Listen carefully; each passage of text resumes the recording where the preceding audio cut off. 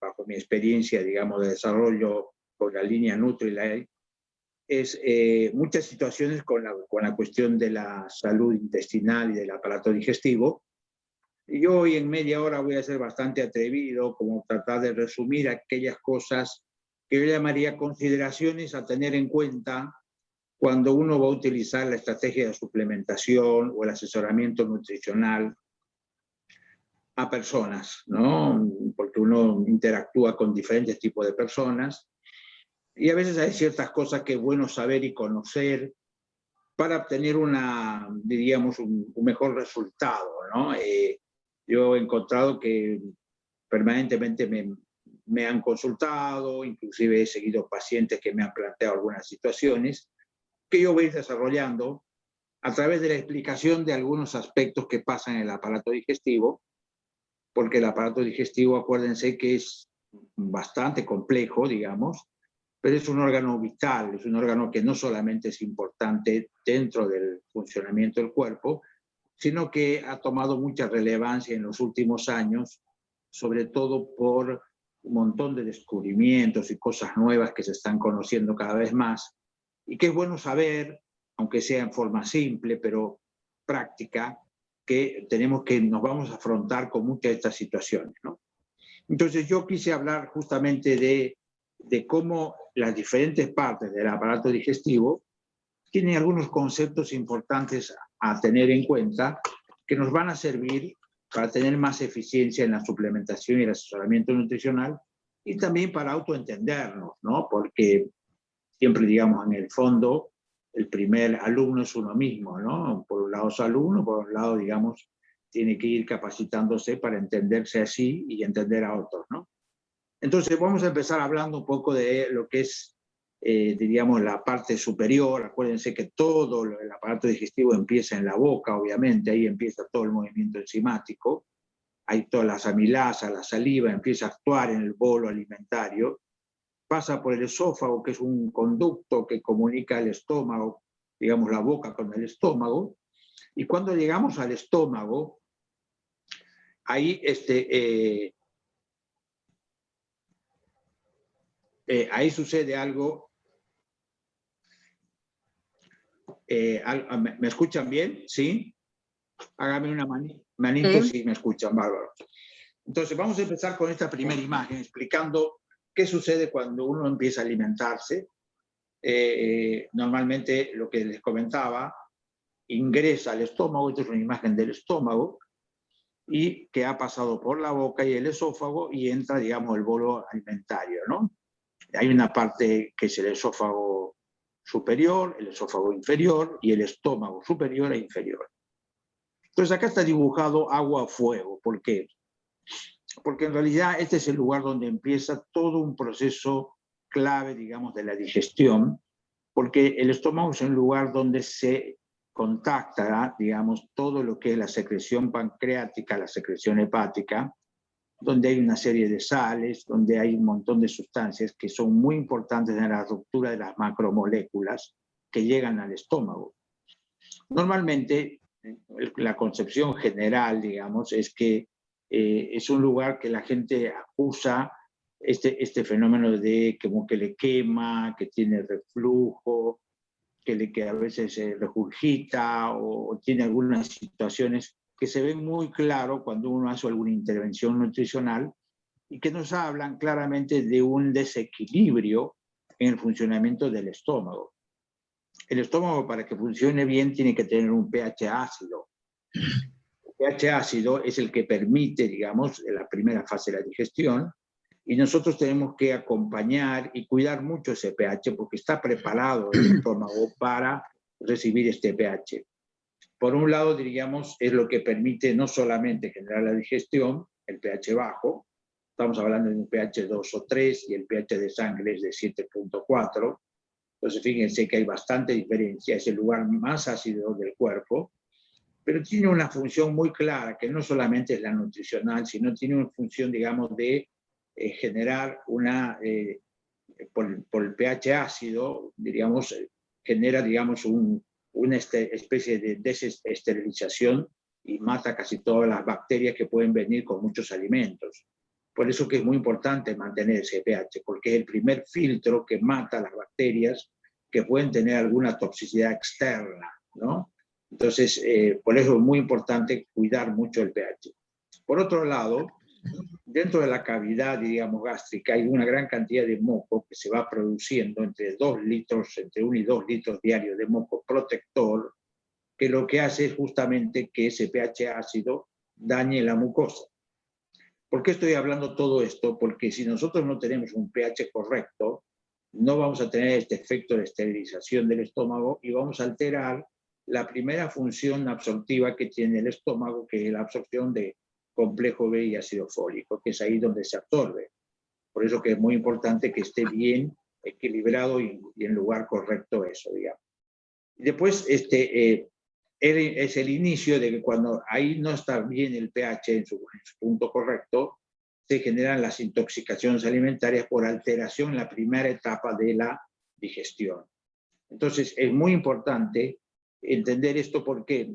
Porque es muy común que las personas que se quejan, diríamos, y muchas veces por el estilo de vida, por el perfil nutricional o por los años, hay un debilitamiento natural de lo que es el aparato digestivo, y cuando aparece algún síntoma de molestia o de acidez, es muy común la consulta o la automedicación con antiácidos, bloqueantes H2, sustancias farmacológicas que lo que hacen es alterar y tratar, digamos, de cambiar el pHs y disminuir principalmente la secreción de mucosa protectora. Entonces, ¿qué es lo que sucede cuando se genera estos desbalance? Empieza a producirse cada vez mayor sintomatología, mayor inflamación de la pared abdominal, y a veces me han consultado, muchas veces a mí, gente que empieza con un multivitamínico bastante de amplio espectro, como puede ser el Daily o el X, y asociado con Omega, que es un antiinflamatorio, suelen quejarse como que tienen alguna dificultad para tolerarlo, y en realidad lo que hace esto es empieza a generar una transformación y una mejoración de la mucosa, que cuando una mucosa ha sido agredida durante mucho tiempo, muchas veces responde de esa forma. Por eso que es importante preguntar los antecedentes, si esta persona, digamos, viene con mucho tiempo de estos síntomas, si recibe medicación, digamos, variada. Acuérdense que la mayoría de los medicamentos farmacológicos alteran el funcionamiento del aparato digestivo. Entonces uno a veces, con un buen criterio, intenta, digamos, dar un multivitamínico y un omega de amplio espectro, y resulta que la persona no está lista para recibir eso, con lo cual hay que ir con, diríamos, un perfil de vitaminas de menos complejidad a de mayor complejidad. Y sobre todo, porque es importante, es en una primera etapa, cuando hay muchos síntomas, agregar mucha agua. O sea, el agua es un elemento que contrarresta mucho, diríamos, los procesos de daño que existen por carencia de mucosa, ¿no? De lo que vendría a ser la carencia de el mucus protector. Entonces necesitamos reponer, y en vez de llenar de medicamentos, uno debería tomar mucho más agua. Por eso que puse agua o fuego, ¿no? Entonces, pues generalmente la gente va primero al antiácido farmacológico o usa alguna situación, pero no entiende que el agua es el primer protector de la mucosa gástrica, ¿no? Y obviamente evitar tomar todas las sustancias que pueden ser potenciadores en la liberación exagerada de ácido, ¿no? Entonces, esto es un poquito lo que quería decir de la importancia de esto, porque si nosotros no logramos controlar la primera fase digestiva, nos va a costar bastante que el efecto de las vitaminas hagan, diríamos, su trabajo en la recuperación, diríamos, de la mucosa y desinflamación de la mucosa. Entonces hay que tratar de reducir mucho la acidez a través del agua, no con antiácidos ni diferentes sustancias. A veces se puede utilizarse, por ejemplo, la lecitina E, que trae vitamina E, que es un muy buen antioxidante protector de mucosa y también protector de muchos nutrientes. Por eso que muchas veces usar, diríamos, esto podría ser una buena estrategia en el caso de haber acidez, ¿no? Bueno, eso en cuanto a lo que es el estómago, ¿no? Le decía que es clave entender esto porque vamos a ir hablando parte por parte, ¿no? Aquí entonces una vez que hemos ido equilibrando y viendo un poco esto, podemos pasar a la segunda parte, donde ya vamos a pasar sobre el intestino delgado, y inmediatamente después del estómago existe una parte del intestino delgado que se llama yeyuno, que es un lugar también muy importante donde empieza la segunda, digamos, lo que vendría a ser la mayor absorción de nutrientes que se producen desde el intestino delgado hasta el intestino grueso, que es una superficie enorme. Para que tengan una idea, el intestino tiene una superficie, diríamos, de equivalente a 2 canchas de tenis. Cuando uno lee la superficie que tienen la mucosa, las fibrillas y lo que se ve en esto que es de la pared intestinal. Entonces, hoy vamos a hablar ya cómo la pared intestinal necesita tener, diríamos, también elementos para que esto se proteja y, diríamos, no genere desbalance. Ahí se ve, por ejemplo, lo que son las células de la mucosa intestinal, ¿no? Fíjense que tienen una tras otra, una al lado de otra, y a su vez tienen en la punta como si fuera el borde, digamos, de un escobillón o de algo, diríamos, que tiene como unos deditos. Cada uno de esos es una cantidad de elementos que van absorbiendo todo lo que le entra al estómago. Obviamente que hace una especie de filtro, pero cuando el estómago se altera, empieza a dejar pasar hacia el intestino delgado una serie de gérmenes y bacterias que no han sido controladas por el estómago. Fíjense que ahí en el dibujo se ve cómo se van metiendo a través del proceso inflamatorio y van generando unos canales que van directamente hacia los vasos. Y es ahí donde se genera la primera respuesta inflamatoria. El cuerpo tiene una capacidad de tolerar una cantidad limitada de elementos tóxicos y bacterias, para eso tiene un sistema defensivo, pero si esto se hace en forma crónica y prolongada, desencadena lo que se llama la inflamación crónica del aparato digestivo. Entonces de ahí viene que es importante cuidar todo esto, ¿no? Si yo cuido bien el estómago, voy a cuidar inmediatamente el aparato digestivo, ¿no? Hay muchas cosas que agreden la pared, no solamente la bacteria, ¿no? Están los tóxicos, por ejemplo, están los alimentos. Muchos alimentos tienen capacidad inflamatoria, por eso se llaman alimentos proinflamatorios, ¿no? O sea, por ejemplo, todos los alimentos de origen procesado que tienen muchos aditivos son algunos que van alterando la pared intestinal y generando esto que se llama permeabilidad intestinal. Después están los virus, después están, digamos, las enfermedades acompañantes, porque cuando se empieza a alterar el intestino, en general también hay otras enfermedades acompañantes, como puede ser la obesidad, o como puede ser, digamos, las enfermedades autoinmunes. Finalmente, durante mucho tiempo, si yo voy provocando estos procesos inflamatorios y no tengo una estrategia antiinflamatoria, voy a terminar con muchas enfermedades crónicas autoinmunes, ¿no? Hay varias: la tiroiditis Hashimoto, las enfermedades articulares, las artritis reumatoideas. Todas estas se producen por un efecto inflamatorio cruzado por el exceso de proteínas y sustancias que van entrando al aparato digestivo por estar inflamado y permeable el aparato digestivo. Entonces, por eso que es clave chequear cuáles son los elementos que más nos están alterando y nos están provocando esta inflamación. Por ejemplo, la famosa, el gluten, por ejemplo, es característico, que ya se sabe que es uno de los que más provoca, digamos, inflamación intestinal, porque lo que aumentó en el tiempo es el volumen molecular del gluten, que normalmente hace unos 30, 40 años era de 7, hoy estamos en 22 a 24, la macromolécula que trae, diríamos, debido al procesamiento que se hace de la industria agropecuaria. Hoy, con tal de conseguir, digamos, mayor volumen en la producción y mayor resistencia, han generado moléculas de alto poder molecular y alto poder alergénico.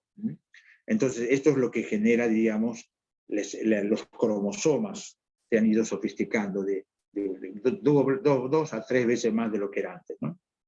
Entonces, si yo a mi aparato digestivo lo quiero ir protegiendo, necesito utilizar en este caso los nutrientes.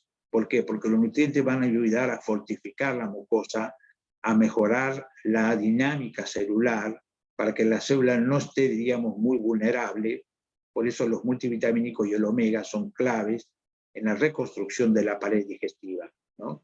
Y ahí empieza el concepto de qué tipo de alimentos estoy recibiendo.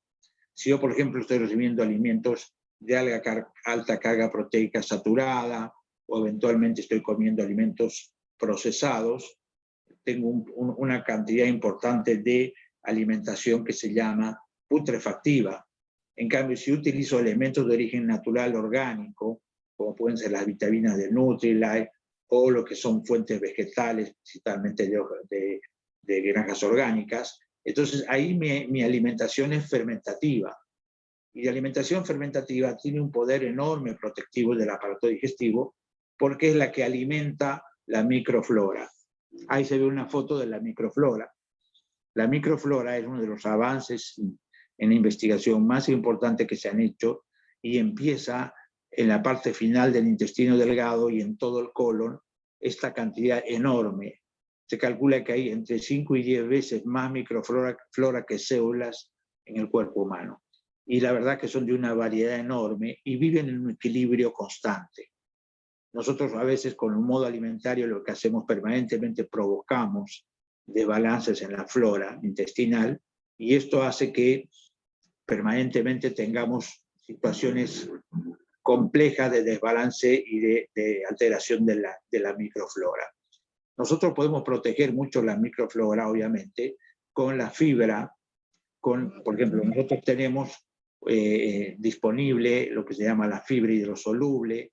Las vitaminas nuestras tienen muchas sustancias que tienen fibra, tenemos diferentes elementos que son protectoras de la flora, porque cuando se protege la flora, entonces se produce una serie de fenómenos muy amplios de explicar ahora, pero se los digo rápidamente.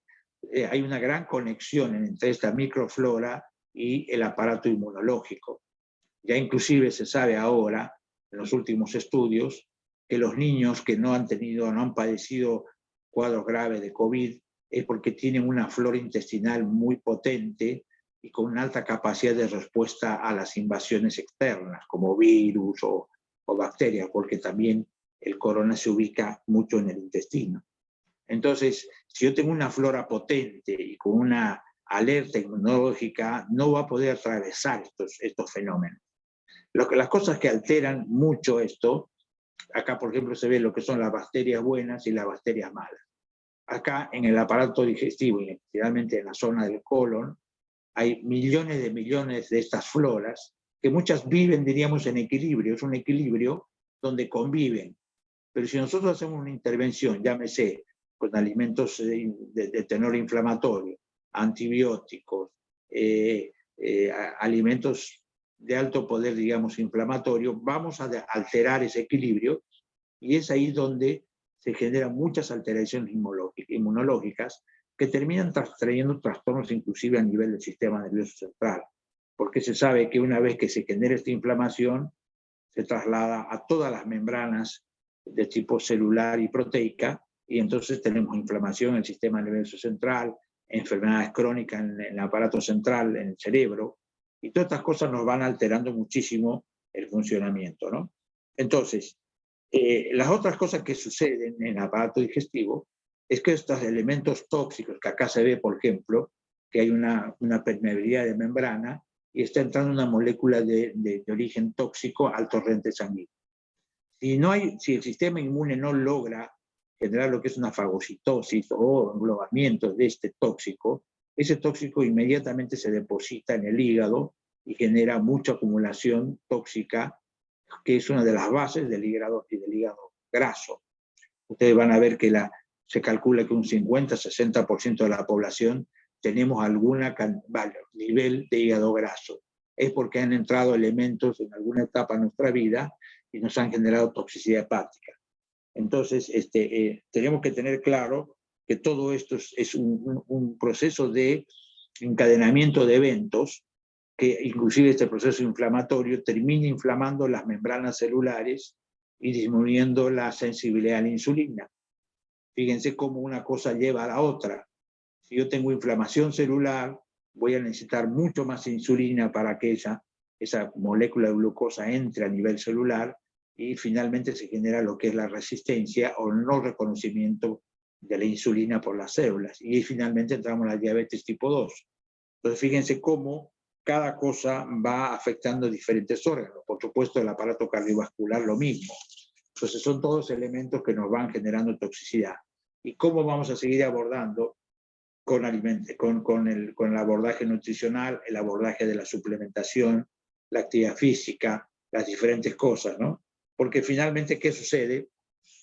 Lo es muy común es lo que se llama alteraciones del tracto intestinal, que generalmente se localizan mucho en el intestino delgado y principalmente en el colon, ¿no? Acá se ve una mujer que está intentando ir de cuerpo, ¿no? Es otro de los fenómenos de la alteración, digamos, del funcionamiento intestinal y que acompaña a muchas enfermedades crónicas del colon, entre ellas, por ejemplo, todo lo que serían los pólipos, los divertículos, las hemorroides. Todas las enfermedades crónicas empiezan por ahí y finalmente pueden terminar otras enfermedades tipo cáncer y demás, ¿no? Entonces, si nosotros cuidamos bien el intestino desde su inicio y llegamos a preservar la flora intestinal, acordémonos que una persona se considera que está en un estado, diríamos, de constipación si va menos de 3 veces, por lo menos, por semana. Y se considera que si lo prolonga durante 3 meses es una constipación crónica severa. Y nosotros tenemos que entender que el intestino debería evacuarse todos los días en una consistencia no dura, sino una consistencia blanda, sin necesidad de ser diarreica, y eso habla de que hay un buen movimiento y saludable del intestino.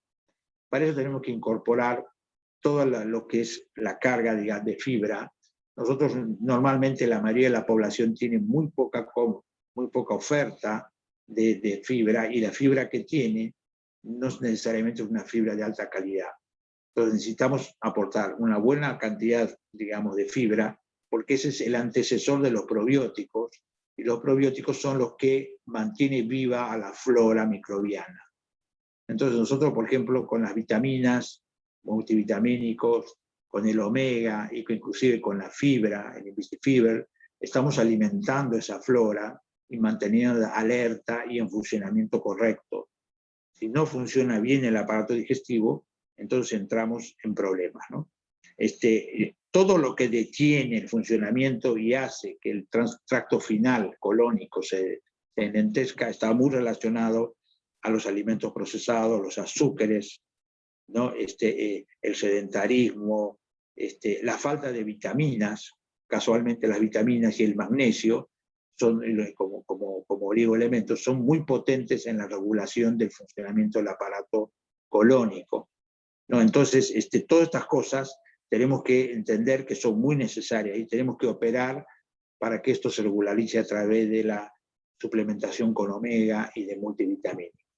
Y la misma proteína vegetal que tenemos es excelente porque todo es de origen vegetal, y eso genera una muy buena carga de fibra también al aparato digestivo, ¿no? Entonces, con esto quiero decirles que cada vez que uno recomienda una vitamina, tiene un montón de cosas que pueden estar sucediendo en esa persona. Y si esa persona tiene una inflamación muy prolongada, polimedicado y demás, es muy posible que tenga algún desafío o alguna, diríamos, intolerancia, ¿no? Porque ya que hablamos, digamos, de situaciones alimentarias, existe lo que es la intolerancia, la alergia y la mala absorción. No da para hablar de esos 3 ahora, pero es muy común que las alergias estén a veces mezcladas con las intolerancias.